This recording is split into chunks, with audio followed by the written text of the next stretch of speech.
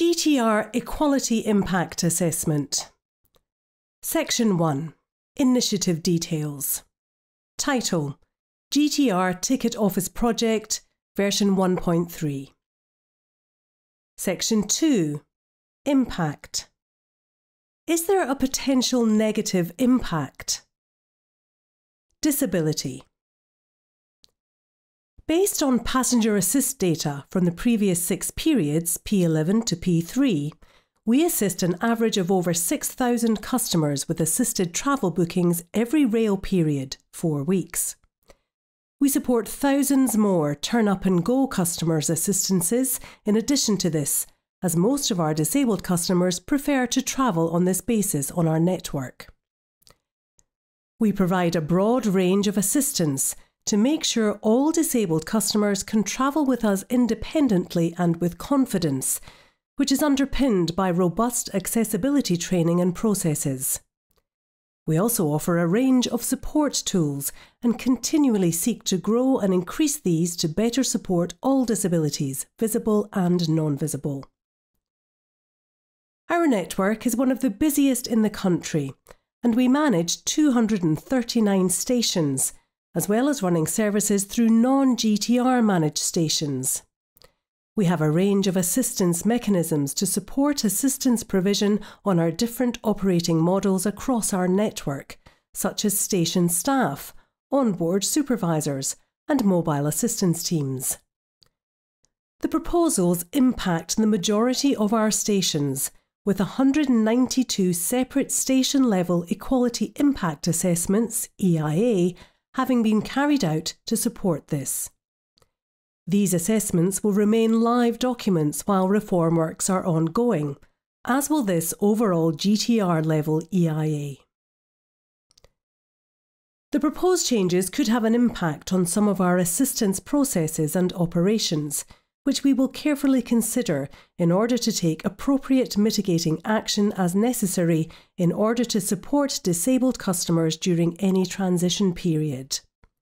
Noting, however, that GTR already has established processes in place to support accessibility when ticket offices are already closed, as is, for example, often the case in the evening at many locations. Our approach to mitigation also applies to access to station facilities and making sure they are available to customers to the same extent as at present. We remain committed to making our services accessible for all and our anticipatory duty to make reasonable adjustments. We are also aware that retail changes set out in the proposals could have a greater impact on disabled customers, such as digital accessibility, accessibility of ticket vending machines, specific discounts for wheelchair users and blind and partially sighted customers, D30 and D50, which are only available from ticket offices, and the use of cash.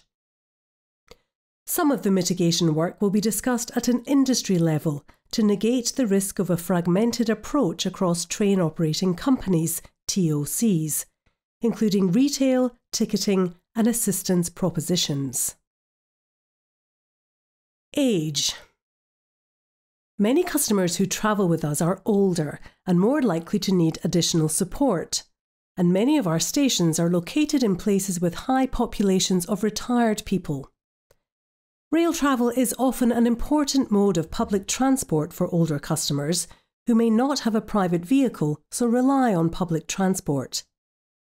Many bus routes connect people with our stations, especially in more rural areas.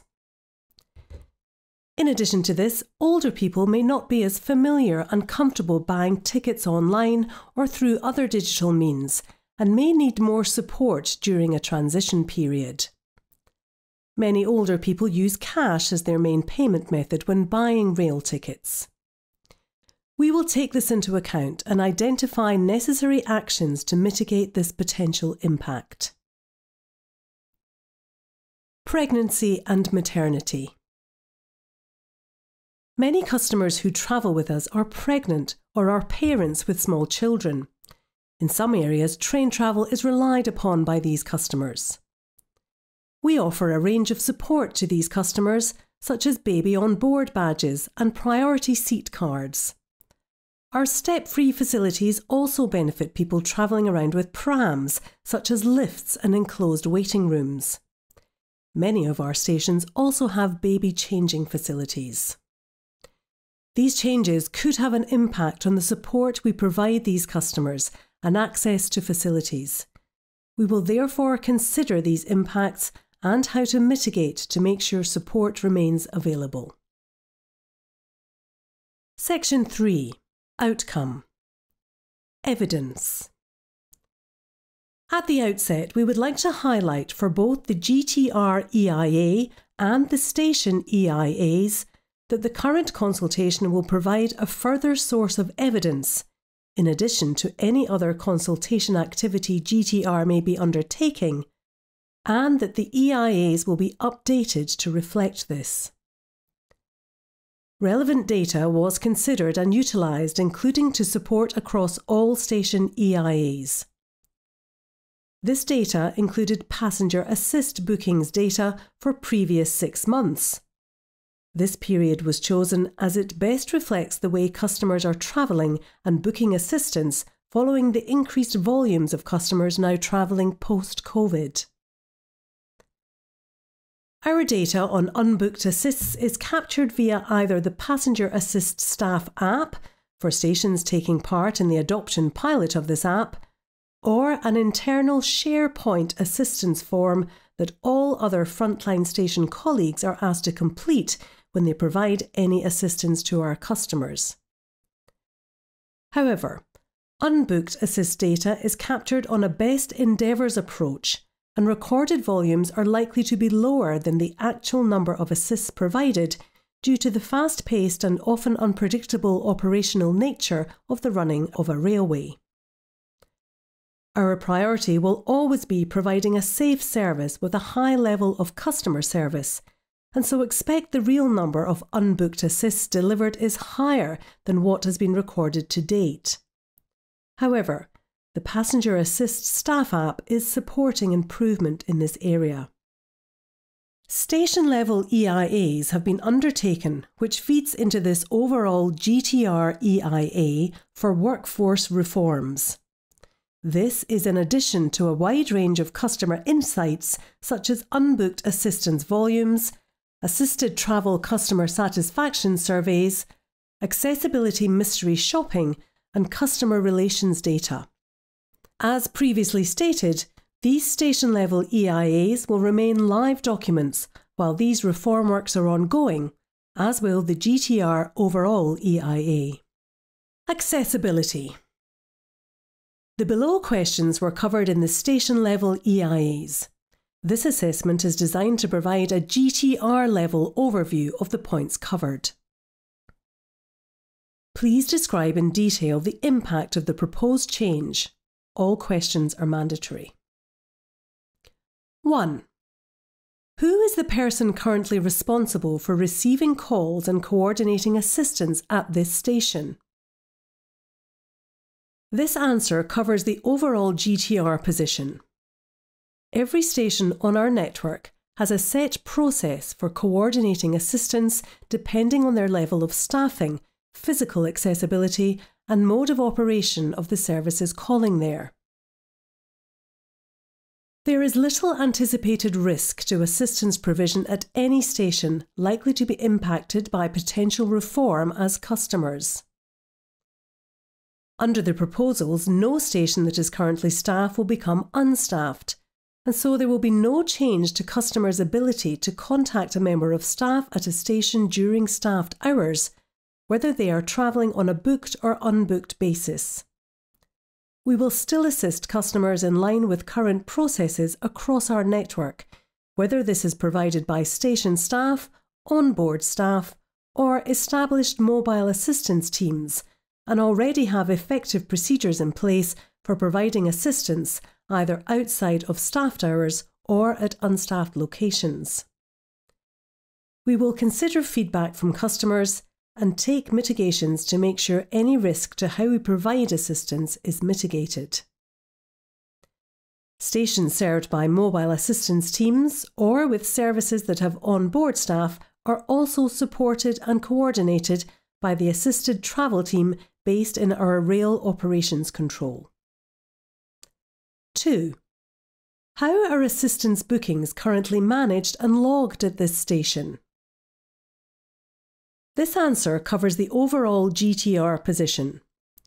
No negative impacts are anticipated in the management or logging of assistance at stations affected by workforce reform. We have adopted the Passenger Assist Staff app to coordinate and have clear visibility of all booked assistance requests.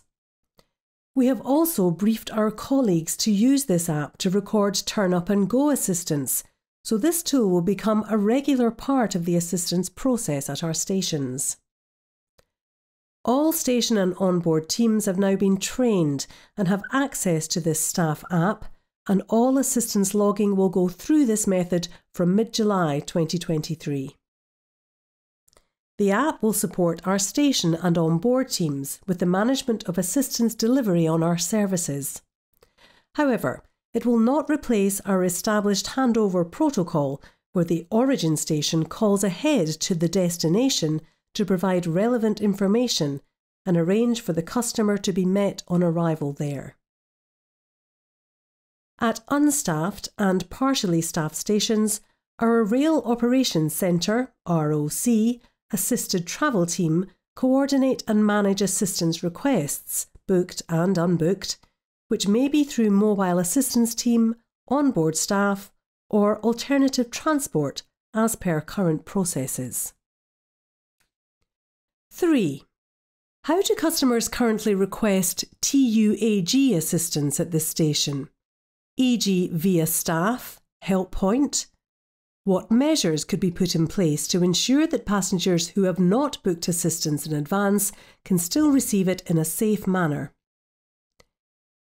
This answer covers the overall GTR position. A large number of our customers travel on an unbooked basis, and this is something we want to encourage and are dedicated to supporting. Customers have several options for requesting turn-up and go assistance at our stations, including speaking with station staff to arrange assistance for their chosen train, via a station help point using the Assistance Emergency button, and via a free phone number to ROC Assisted Travel Team based in our control centre, text phone option also available. These options mean that customers are always able to speak to a member of staff at all times trains are running. Although there is little anticipated impact to assistance provision as a result of potential reforms that can't be mitigated, we are looking into how we can make it as easy as possible for customers to contact a member of staff at any GTR station, such as additional signage, advertising the free phone telephone number, and a robust review of our station help points. 4. Are station help points located in accessible locations with clear signage located nearby? This answer covers the overall GTR position. Station-level EIAs have covered this on an individual station level. We also have station maps indicating help point locations at all stations that have them. We will be reviewing these findings and taking any necessary improvement action to make sure customers are always able to get in touch with a member of staff from whichever GTR station they are travelling from. Further details on mitigation plans related to help points can be found in the mitigation section. 5. Is there a taxi drop-off and pick-up point? Is it accessible? This answer covers the overall GTR position. Our station-level EIAs have captured this information for individual stations. However, we do not anticipate the changes being made under potential reforms will have an impact on this. 6. Does this station have any blue badge parking? This answer covers the overall GTR position. Our station-level EIAs have captured this information for individual stations. However, We do not anticipate changes being made under potential reform will have an impact on this. We are mindful that not all customers who need support in relation to parking may be a blue badge holder. For instance, older customers who may prefer to arrange and pay for their parking at the station. Customers can also pay for parking via our ticket machines at some stations and may need staff help with this. We will review our staff training to make sure station staff can continue to provide this assistance at the required locations. 7. Will there always be a member of staff responsible for receiving calls available to answer the dedicated assistance telephone number at all times trains are calling at that station? This answer covers the overall GTR position. All our station staff have access to the Passenger Assist Staff app on an individual mobile app provided to them. We have rolled this out with a dedicated training package and local area champions to make sure everyone is able to use this app when providing or coordinating assistance. This includes conductor and onboard supervisor colleagues. In addition to this, under our handover protocol, all stations have a dedicated assistance number to support the call ahead process for arranging assistance at the destination. These are available on our internal station phone directory app. Some stations serve as hubs for phone diverts for stations that are unstaffed or partially staffed, to make sure assistance requests can be fulfilled at all times trains are running. This includes our ROC assisted travel team, acting as a central coordination point for our onboard staff on Southern. We have a number of processes in place to make sure assistance is available to customers at all of our stations at times trains are scheduled to call there. We will carry out a review to make sure that any diverts or processes currently in place remain suitable for any changes made under the proposals. 8. Is this station a hub for diverts of dedicated assistance telephone numbers for nearby stations? What ramp maintenance checks are currently in place at this station?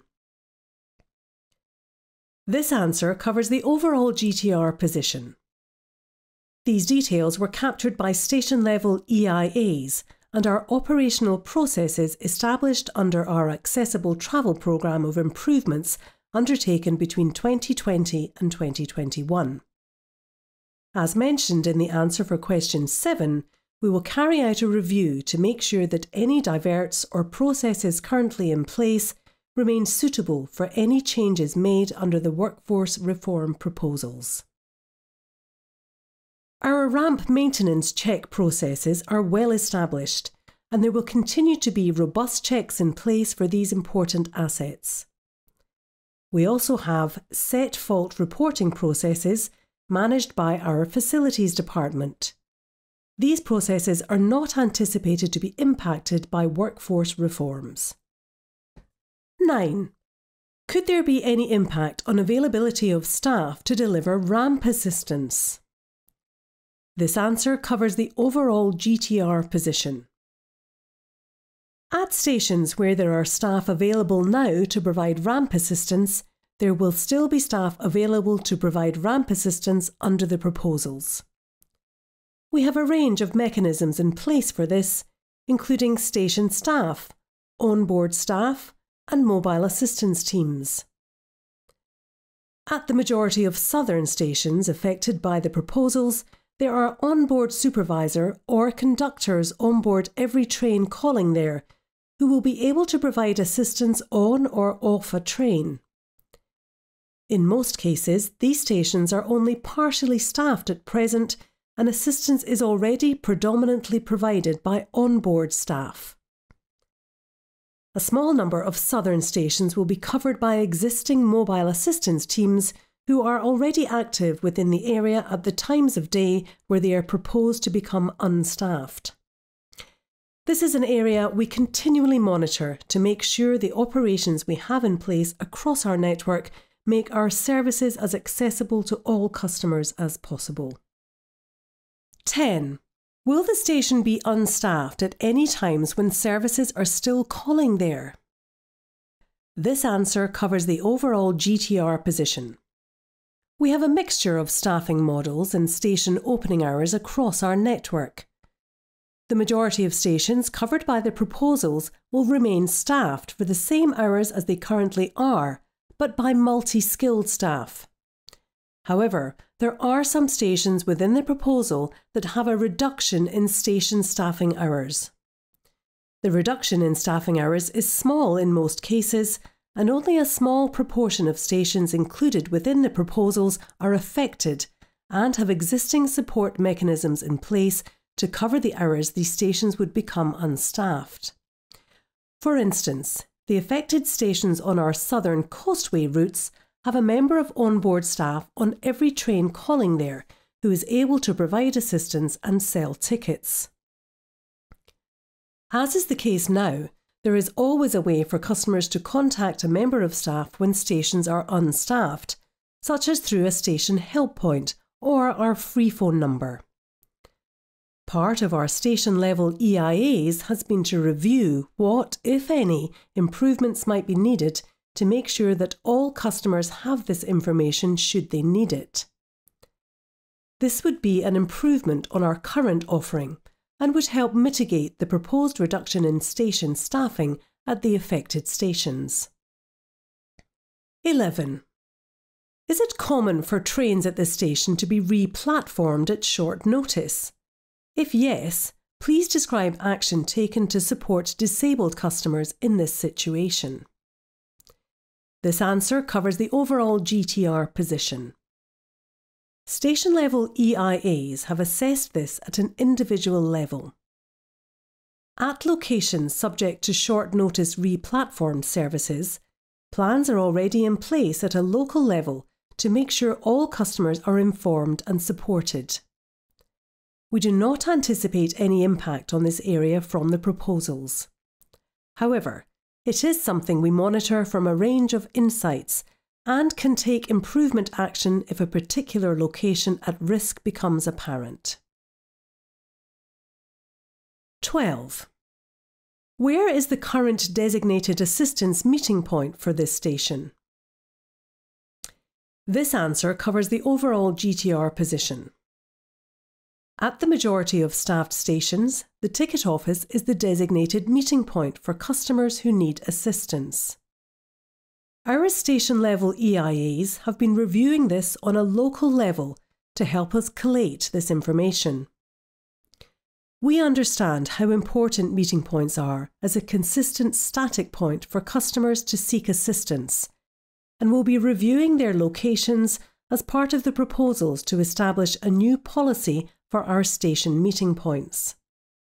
This will also give us the opportunity to make sure they are in the best place for customers who need assistance, i.e. easy to find and in an accessible location, and work with industry partners on a consistent approach across the country. 13. What is the current process at this station for contacting customers with assistance bookings if the booking is affected by disruption and making alternative arrangements? This answer covers the overall GTR position. Currently, the approach taken at stations to support customers during disruption vary, although are underpinned by core processes and support tools, including alternative route maps, ticket acceptance, and alternative accessible transport. These proposals present an opportunity to refresh and rebrief our core processes to make sure our customer-facing colleagues can provide the best support possible to all customers during these times. They will be more visible and will also receive specialist training to make sure they have the skills needed to advise customers during times of disruption. Our ROC-assisted travel team also play an important role in supporting customers travelling on our southern conductor and onboard supervisor routes, as well as a key point of contact for disabled customers during their journey. 14. What are the current processes for checking and reporting faults with 1. Station lifts, 2. Station toilet facilities, 3. Help points, 4. CIS/PA systems. This answer covers the overall GTR position.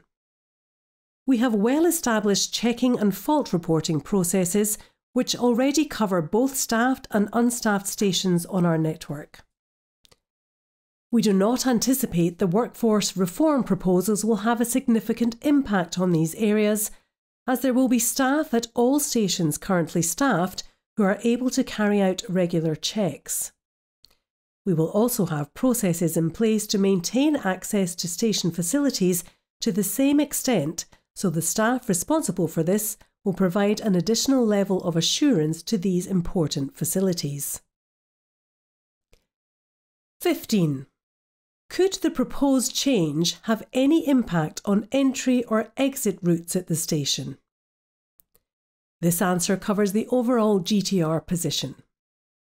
Details of this have been captured for each station included within the proposals and will be fully reviewed. However, it is unlikely that these proposals will impact entry or exit routes at stations, as those stations with staff now will still have staff under the proposals. If it was proposed that an entry or exit route was to be closed under these proposals or any other proposals, we would assess the change to make sure that there was no negative impact to accessibility at the relevant station. 16. Could the proposed changes result in the permanent closure of any entrances or gates at this station? Could this lead to a reduction in accessibility for disabled passengers to any platform or facility at that station? This answer covers the overall GTR position. This information has been captured at a local level and will be reviewed. However, it is not anticipated that there will be any permanent closures of any entrances or gates at stations under the proposals. We are committed to making our stations as accessible as possible for all customers. To mitigate the impact the proposals could have on the availability of station facilities, such as accessible toilets, we will identify an appropriate member of staff who will be responsible for making these facilities available to customers to the same extent as they are under the current station staffing hours. This could be another member of station staff, mobile assistance team staff, or other member of staff as appropriate for this station. 17. What impact could the proposed changes have on the station emergency and evacuation plans? Could this impact how disabled customers are supported in these situations? This answer covers the overall GTR position. Details have been captured for individual stations through the local station-level EIAs and will be reviewed. However, there is no anticipated impact from the workforce reform proposals on this area at stations not subject to reduced staffing hours, as existing plans already take accessibility into account. Our current plans take into account supporting all customers, and stations that are staffed now will remain staffed under these changes.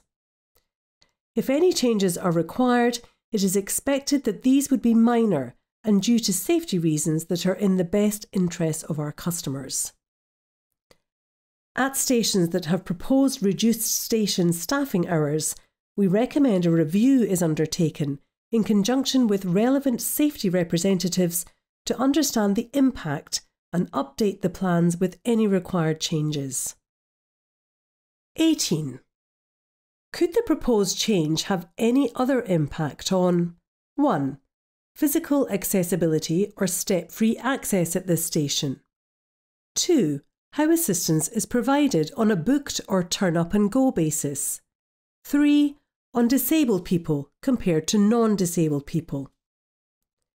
This answer covers the overall GTR position. These proposals will not change the step-free categorisation of any of our stations. We are committed to making our network as physically accessible as possible, and work closely with Network Rail and the Department for Transport on Access for All schemes. We are fortunate enough to have stations that have benefited from this scheme and have improved step-free access as a result. We have many more similar schemes to add new lifts at more of our stations, as well as supporting initiatives that provide other physical accessibility improvements, such as accessible toilets. Our commitment to improving physical accessibility will not be impacted by the workforce reform proposals. Many existing ticket offices are inaccessible, and the new proposed model of more visible ticketing assistance will help break down barriers to inclusive travel and mean more customers are able to receive individualised support. We have well-established processes in place that make sure our services are accessible to disabled customers. Although the proposals may mean a change in the way some of our stations coordinate assistance, customers should not be impacted and will still be able to receive assistance in the same way at their station, whether they are travelling on a booked or turn-up-and-go basis. The majority of our customers travel with us on a turn-up-and-go basis, and our colleagues receive accessibility training and ongoing briefings to make sure everyone is supported on their journeys. While we note that there may be an impact on some disabled people, or others with protected characteristics as a result of these changes, we are confident that we will be able to take appropriate mitigating action and make reasonable adjustments as required. There may be some customers that require additional support with the transition from the current model to the model proposed, and this will be more readily available from more visible staff who have had training to give them the skills they need to support all customers. We have long-standing processes in place to support accessibility and are always looking for new ways to improve the service we offer disabled customers. Our support tools are available to customers to give them more confidence on their journey, but are supplementary to the vital role our frontline people play in making our services accessible and inclusive to all. Under their proposals, there will be staff at all stations that currently have staff, and we will continue to provide assistance at all of our stations. One area we will be focusing on is refreshing our approach to station meeting points. We recognise how important designated and well-marked meeting points are for many customers who need assistance, and will discuss next steps at a GTR and industry level to provide clear guidance on this to customers and avoid a fragmented approach. The ability to purchase the appropriate ticket is also a major consideration, and we will continue to meet the obligations set out within our Accessible Travel Policy, ATP.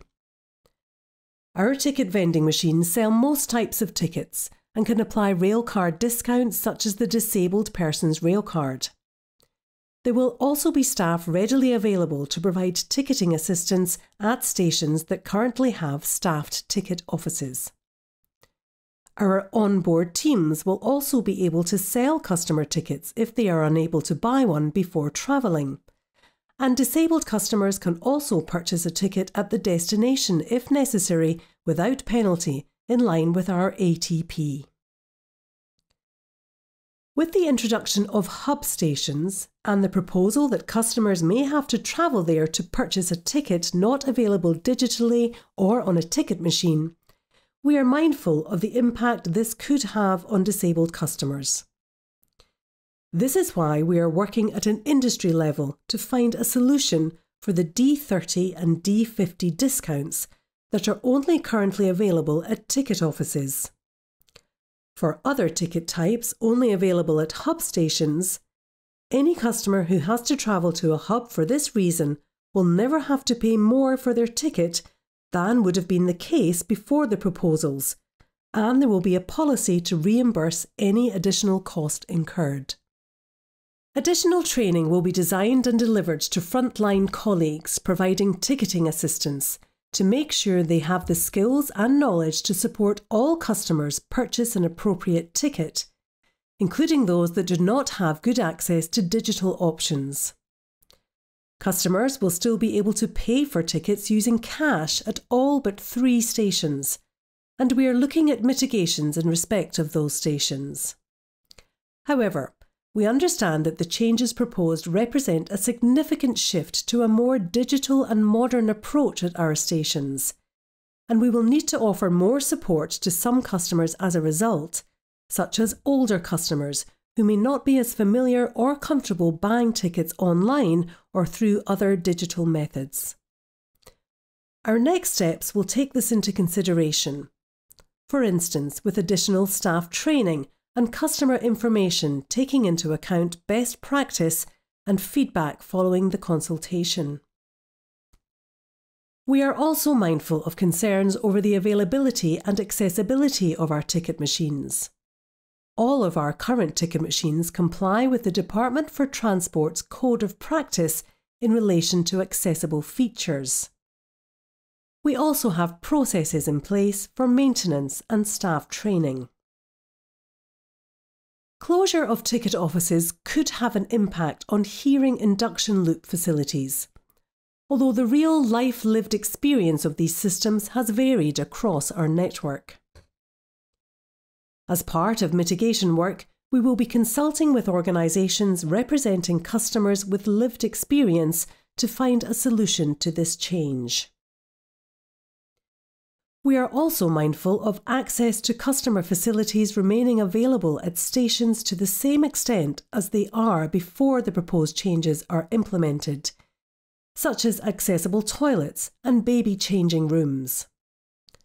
This will be considered for each location in line with our station-level EIAs and wider review work at GTR and industry levels. Additional safety reviews will also take place to make sure that alternative solutions are identified and actioned for any emergency alarms currently connected to ticket offices, such as alarms in some station-accessible toilets. The safety and well-being of our colleagues and customers is a priority for us, and we want to provide assurances that we will take any mitigating action needed to ensure the safety of customers travelling on our network. Our station-level EIAs will remain live throughout the period of reform and will undergo review to identify any improvements to how easy it is for customers to request the help and assistance they need, and any other ways we could improve our accessibility offering. This will feed into a wider GTR-level review to make sure all customers are supported through the transition. This will also remain a live and agile document throughout this time to make sure we are capturing all potential negative impacts on protected characteristics and implementing any necessary mitigations to support customers and inclusive travel on our services. Consultation. A public consultation on proposals will take place. Relevant stakeholders, including organisations representing disabled people, will be able to share their feedback and views on the proposed changes via this process. Mitigating action. We have undertaken station-level EIAs on stations that would be affected under the reform proposals.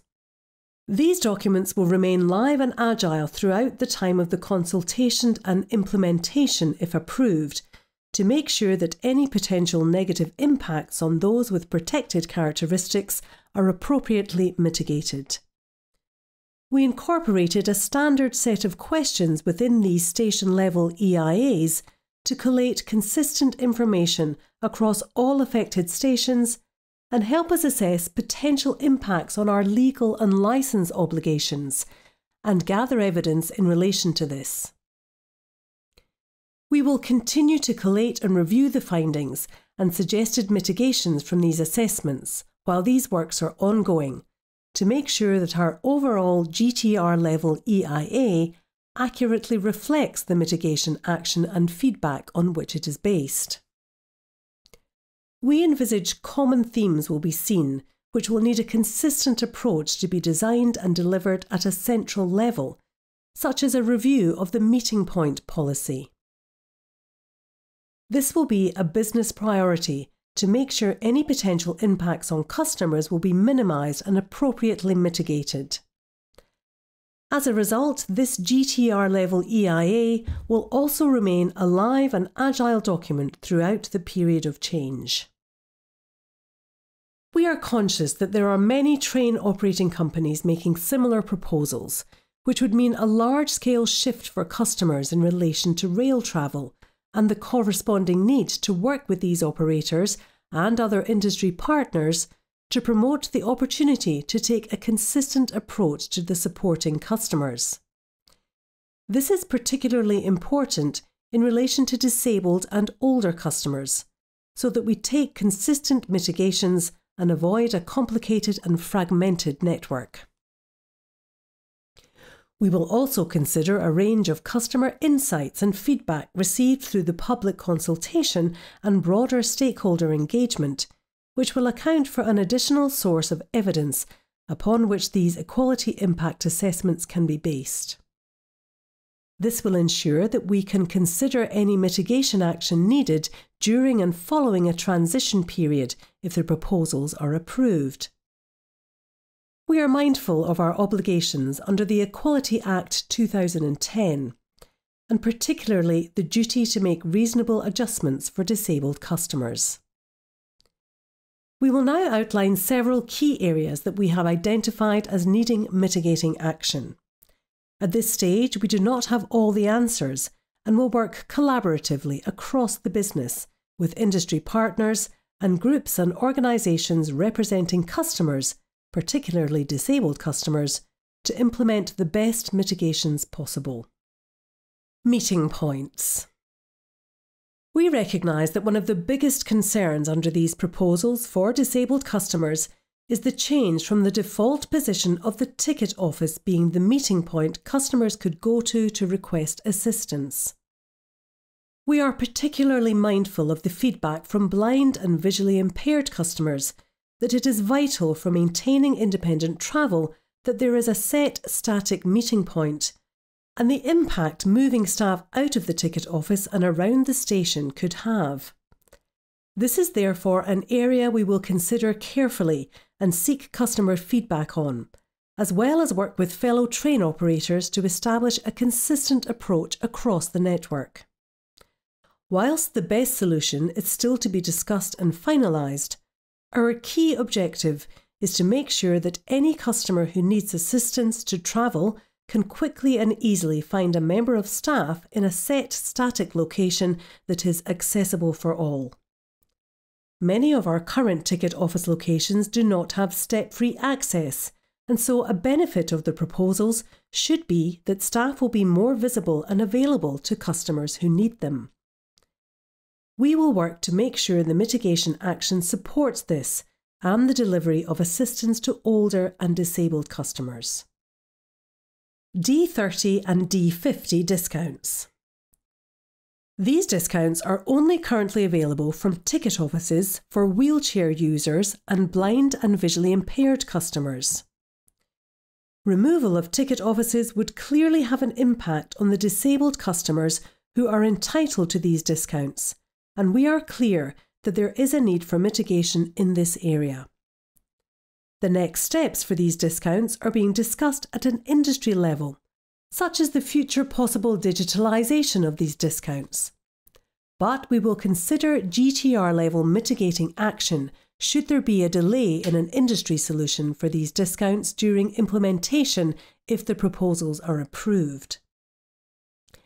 In this circumstance, we would continue to comply with the commitment set out in our Accessible Travel Policy, ATP, that if disabled customers are unable to purchase a ticket at a station before they travel due to our facilities being unavailable, they can buy a ticket without penalty at their destination or from onboard staff where available. We would make sure our approach supported this and that all customer-facing staff were adequately briefed around this commitment to support its application.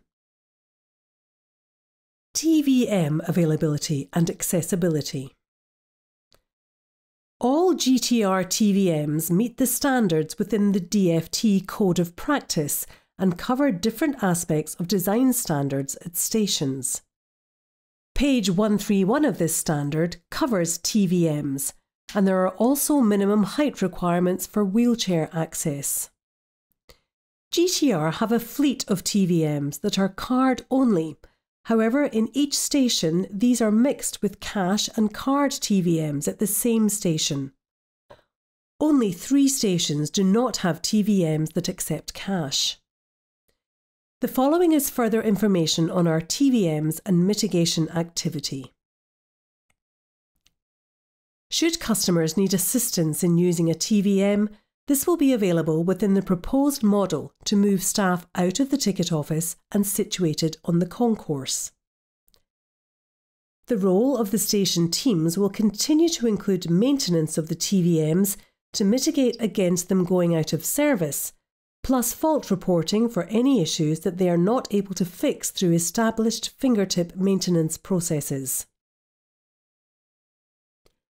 GTR will also continue to monitor TVM availability remotely and investigate any issues as per current procedures. GTR will continue to monitor faults reported by stations teams to ensure action by suppliers is timely and in line with contractual SLAs. GTR is investigating SLAs and new contractual opportunities to mitigate against stations having no TVMs in service, partially or fully functional. As part of our gathering information for our station-level EIAs, we have been able to assess the numbers and locations of TVMs across affected stations. As a result, further reviews can be carried out on this data to ascertain if these stations have suitable ticketing facilities for all customers. Where any risks are identified, we will be able to implement bespoke location-specific mitigations. This will remain a critical live element for our station-level EIAs to consider. On conductor and onboard supervisor routes on our southern network, a further mitigation will be the option to purchase a ticket during their journey from these members of staff. Station hubs. An element of the proposals is for station hubs with ticket office facilities to be opened on request in selected stations, as outlined in the consultation documents, which customers could travel to if the ticket type they wanted was only available from a ticket office. GTR retail information states that this only applies to 3% of ticket types, and customers who had to travel to these stations would be reimbursed at the station hubs to make sure the journey did not cost them any additional amount.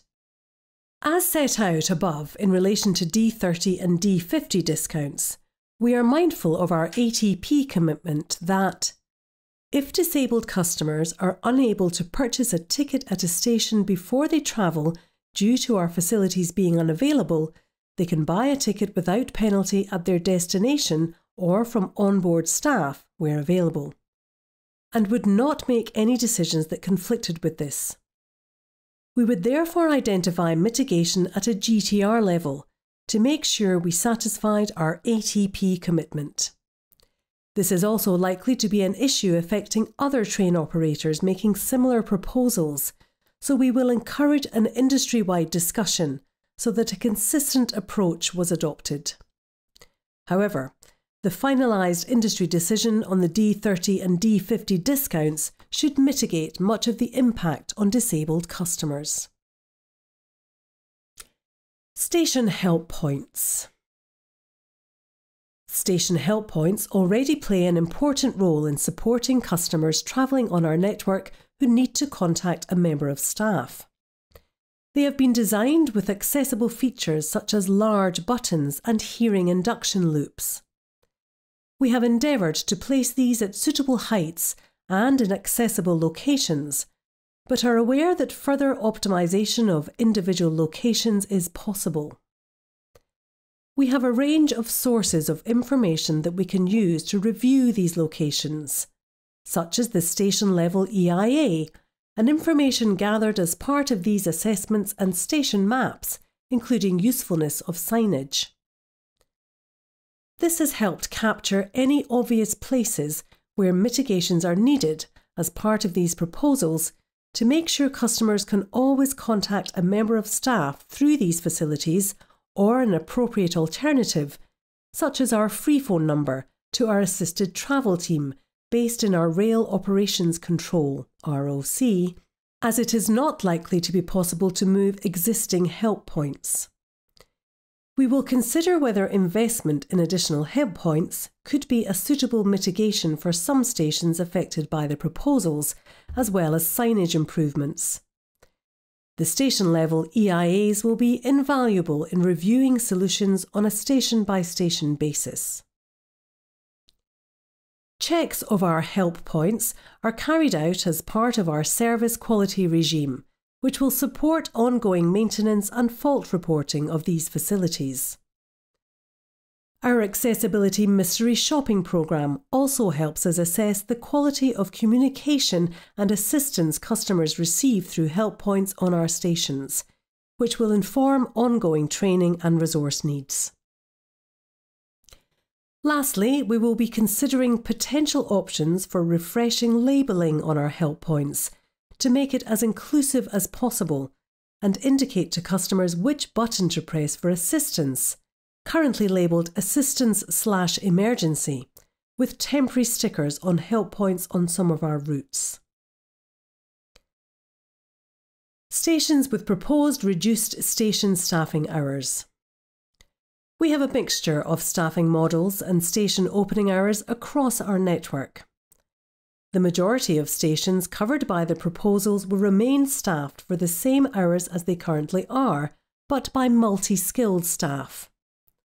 However, there are some stations within the proposal that have a reduction in station staffing hours.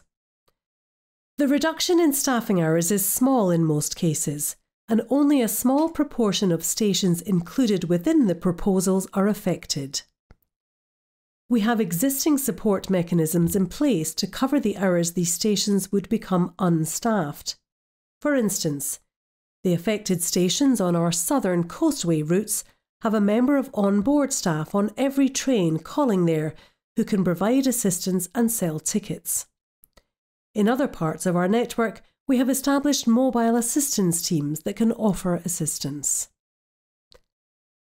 As is the case now, there is always a way for customers to contact a member of staff when stations are unstaffed, such as through a station help point or our free phone number. These mechanisms will continue to support both turn up and go and booked assistance at these stations. Hearing induction loops. Many of our ticket offices are fitted with hearing induction loop facilities to support hard of hearing customers when speaking to staff through the ticket office window. The removal of this window and having staff available in the concourse will support better communication and support.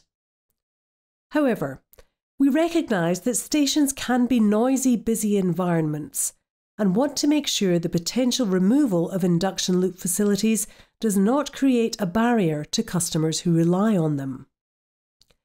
We will actively seek feedback from customers with lived experience and groups representing people who are hard of hearing to find and implement suitable mitigations, which could include new innovations.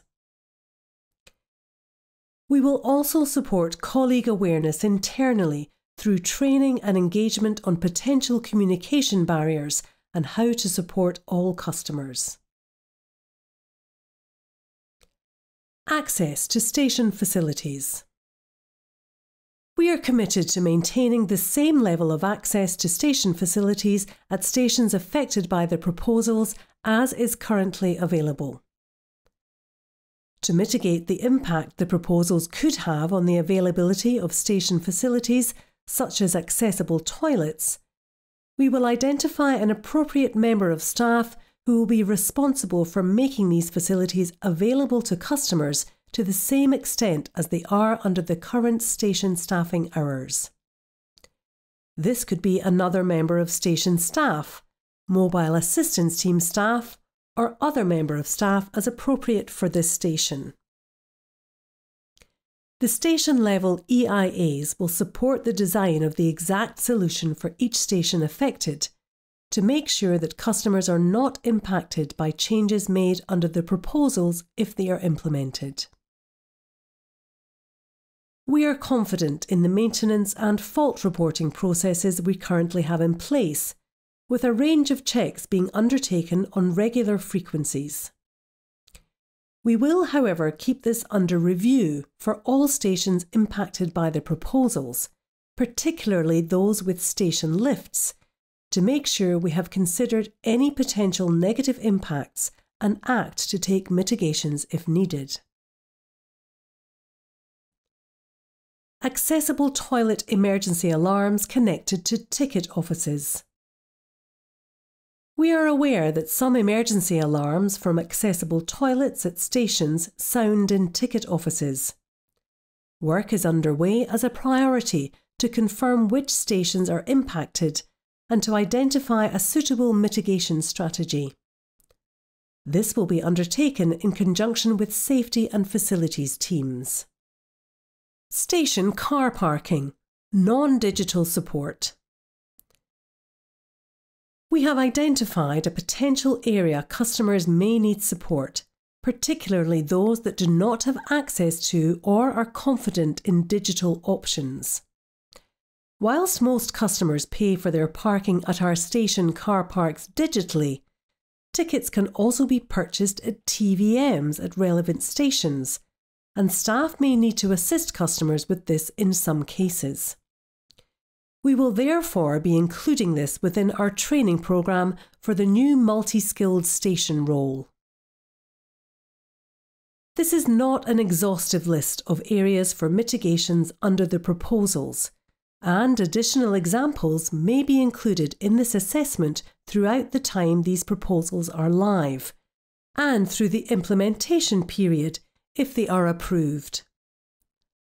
Any final assessments and decisions, including station-level EIAs, will be formed following engagement with customers and stakeholder groups to make sure we achieve the best outcome that supports customers through this time of change should the proposals be approved. In this circumstance, a detailed plan would be created to support the transition period, and customer feedback and accessibility would play a pivotal role in this.